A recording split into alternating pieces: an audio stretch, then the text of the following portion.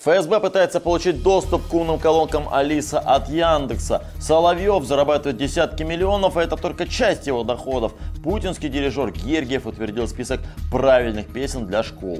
С вами Дмитрий Низовцев. Эти и другие новости обсудим в сегодняшнем выпуске.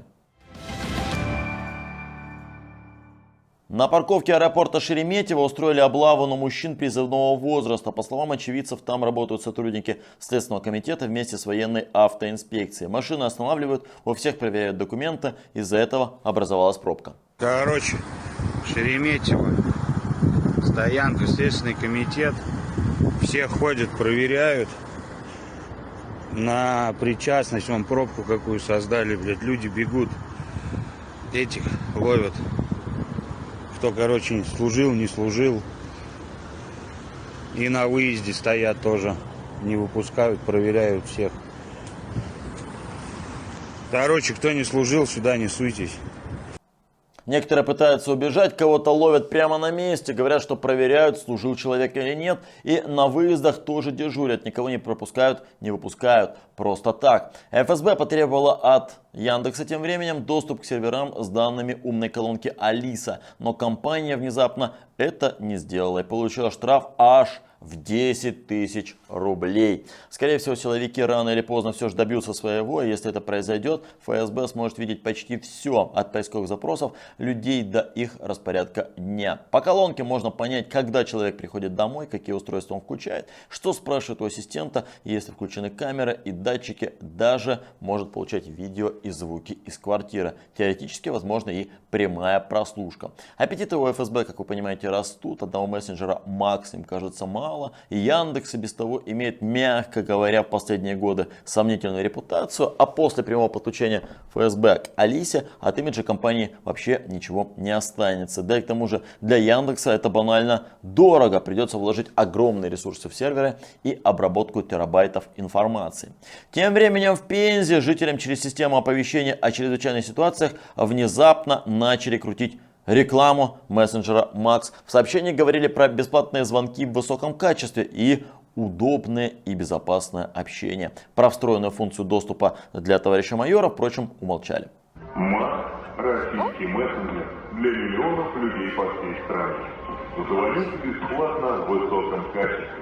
Общайтесь удобно и безопасно. Заметьте, и интонация сразу у него изменилась.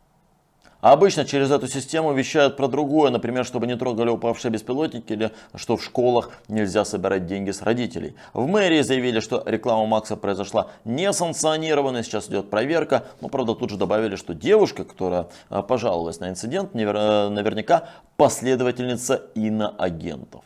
А власти иной раз пытаются продать Макс как вещь необязательную, говорят, никого принуждать не будем, но при этом они по сути не оставляют шанса не установить эту дрянь. С 1 июня врачей, сотрудников онкологических клиник Москвы и Петербурга обяжут перейти на государственный мессенджер Макс. Внутренние чаты и рабочее общение полностью переносят туда, пользоваться Telegram, WhatsApp, Microsoft Teams и сервисами Google, почтой, картами, таблицами запретят. Если вы оказываетесь в такой ситуации и у вас есть возможность, купите самый простой и дешевый смартфон, ну и установите уже Макс в конце концов туда.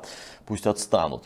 У Владимира Соловьева тем временем есть возможность покупать себе новый iPhone хоть 3 раза в день. За 2 года он заработал на пропаганде войны свыше 30 миллионов рублей. Основной доход де юре ему приносит телеканал «Россия-1», где выходит программа «Вечер с Владимиром Соловьевым». Там он получал плюс-минус миллион в месяц. Еще почти 19 миллионов пришлось на выплаты от холдинга ВГТРК. При этом пропагандист оказался человеком запасливым. Деньги он откладывает на черный день. В Сбербанке у него есть вклад на 45 миллионов. Ну и, конечно, для главного рупора Кремля это непозволительно мало. Согласитесь, что не верится, что Соловьев пропагандист номер 1 и при этом так бедствует. Фонд борьбы с коррупцией делал несколько расследований о его владениях и богатствах. И очевидно, что это все лишь официальная верхушка его доходов. Чтобы оплачивать роскошную жизнь, поездки с любовницей, баскетболисткой Абросимовой, про это расследование тоже было, и рождение детей в США, нужно куда больше средств. А в Москве задержали бывшего директора театра сатиры Мамеда Агаева. Его подозревают в хищении около 20 миллионов рублей. По данным силовиков, он оформил ИП и заключал со своим театром фиктивные авторские договоры, будто выписал сценарий и передавал на них права. На основании подложных отчетов Агаев получал процент от кассовых сборов с каждого спектакля. Сложно сказать, правдивы ли обвинения, но обратим внимание, Магомед Али Гусейн Аглы Агаев оказался под прицелом следственных органов ровно в тот момент, когда отношения между Россией и Азербайджаном стали супер напряженными. А до этого он спокойно руководил театром почти 30 лет и даже медальку от Путина успел получить.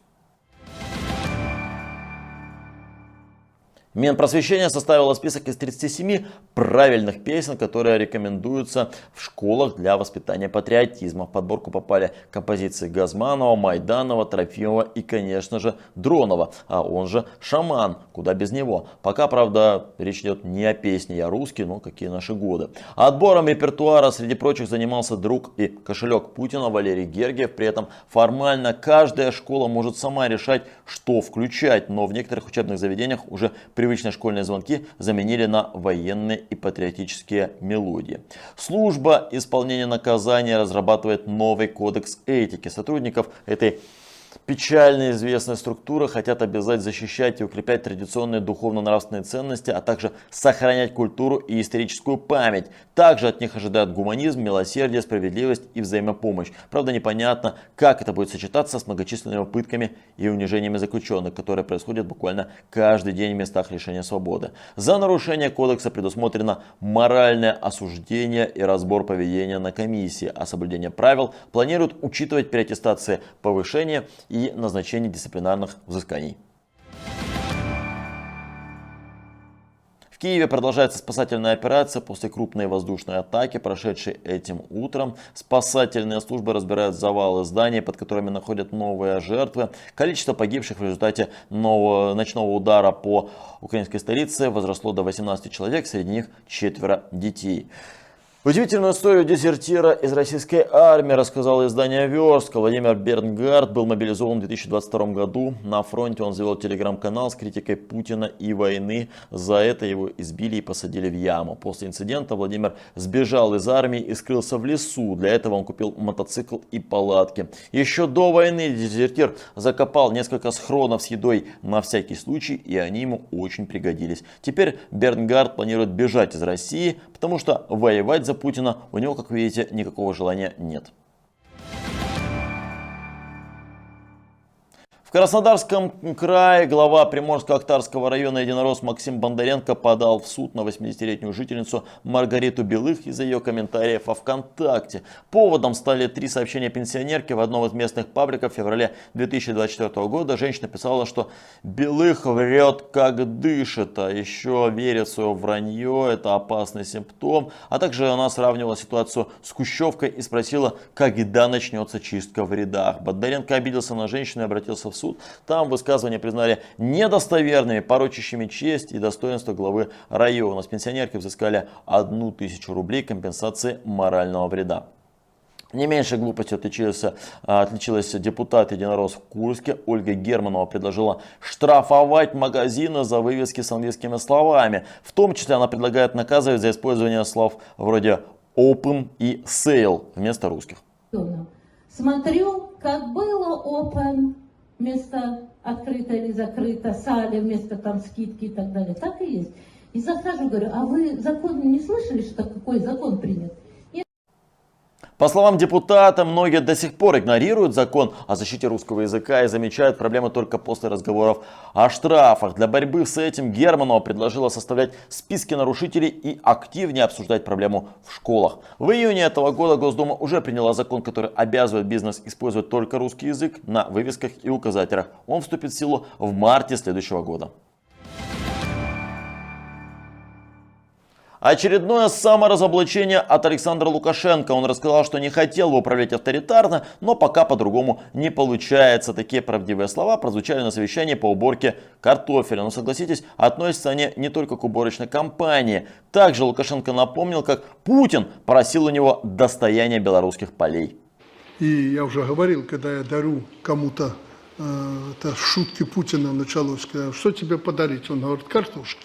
Так я ему в Кремль прямо 4 мешка и завез. Что он не ожидал. Ну вот после того все, а мне. Вам могло показаться, что это бред ополоумевшего деда. Так вот, вам не показалось.